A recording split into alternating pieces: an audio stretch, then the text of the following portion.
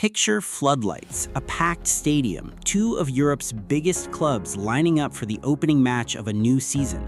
3 months from now, on a warm August night in Salzburg, a man named Omar Artan will walk out onto the pitch as the first African referee ever to take charge of a UEFA Super Cup final. Cameras will follow him. Commentators will call it historic, and almost nobody watching will know that 10 days earlier, this same man sat in a windowless room at Miami International Airport, surrounded by federal agents, being asked questions about a terrorist organization he had nothing to do with. That's the twist nobody saw coming. Not Artan, not FIFA, and definitely not the United States government, who may have just handed European football one of the most powerful PR weapons it's had in years. Here's how it happened. Omar Artan is 34 years old from Mogadishu, Somalia. He's not some unknown name pulled out of a hat. He officiated the Africa Cup of Nations. He took charge of a CAF Champions League final. He was named Africa's Referee of the Year for 2025. And in April, FIFA put his name on the list of 52 officials trusted to run matches at the 2026 World Cup, the first Somali referee ever selected for the tournament. He landed in Miami on June 6th, carrying a diplomatic passport, a valid US visa, and full FIFA accreditation. Everything in order, everything checked. And then border agents pulled him aside.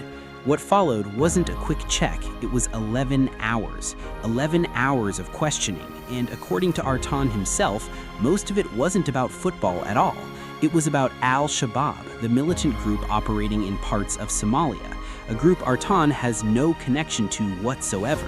He showed agents his FIFA documents, his career history, his credentials. None of it mattered. He was placed in a holding cell, then put on a flight back to Istanbul.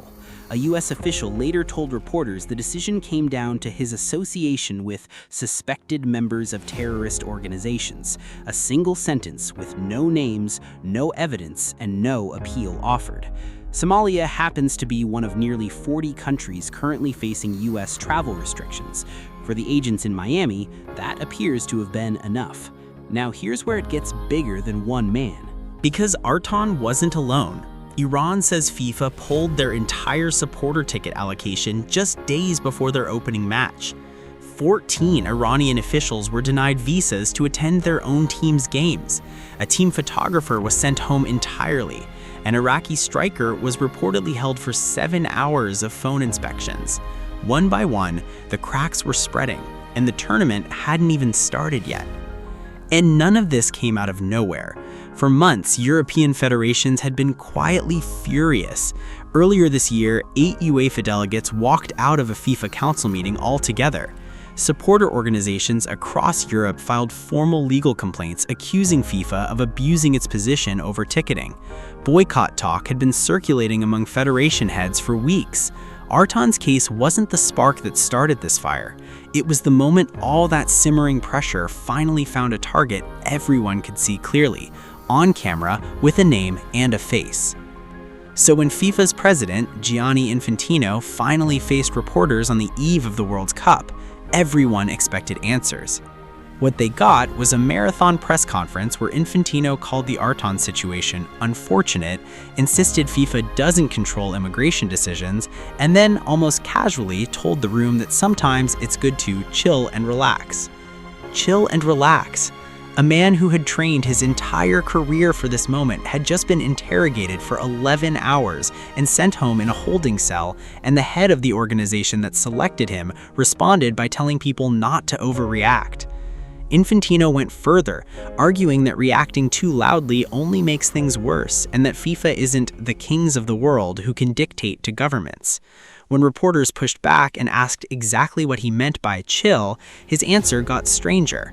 He pivoted to talking about the 2035 Women's World Cup, reportedly heading to the UK, and asked whether it would be fair for FIFA to start dictating immigration policy to the British government. It was a real question. It just didn't feel like an answer to the man sitting in a holding cell 3 days earlier. But to a continent watching one of its own turned away at the door of a tournament he'd earned his place in, it didn't land as diplomacy. It landed as indifference. And that's when the real twist kicks in. Because while FIFA was busy telling everyone to relax, another organization was quietly doing the opposite.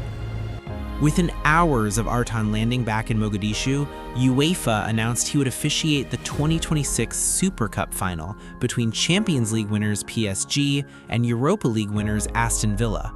Not a friendly, not a youth tournament, one of the biggest single matches on the European calendar. UEFA President Alexander Ceferin didn't just make the appointment, he made a statement. He called Artan an excellent referee who had proven himself at the highest level, and said UEFA wanted to honor the very officiating skills that had earned him his World Cup nomination in the first place, a pointed reference to the spot that had just been taken from him. Then CAF President Patrice Motsepe personally thanked UEFA, calling the appointment a great honor, not just for Artan, but for African referees everywhere.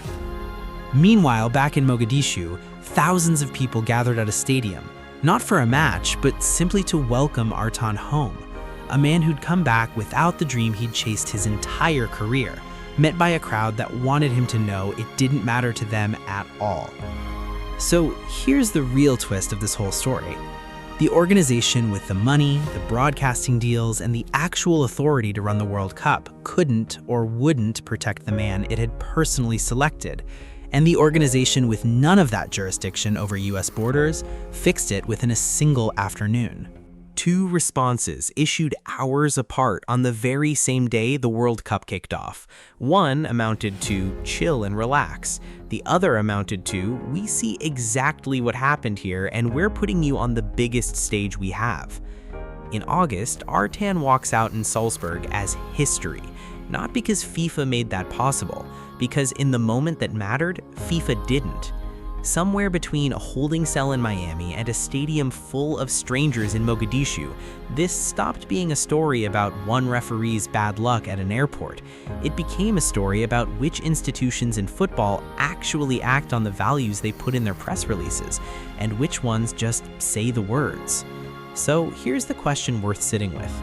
Was UEFA's move genuine conviction or smart politics wearing the costume of solidarity? And does FIFA's answer tell us something about how this entire tournament will be remembered? Let me know what you think in the comments. I read all of them.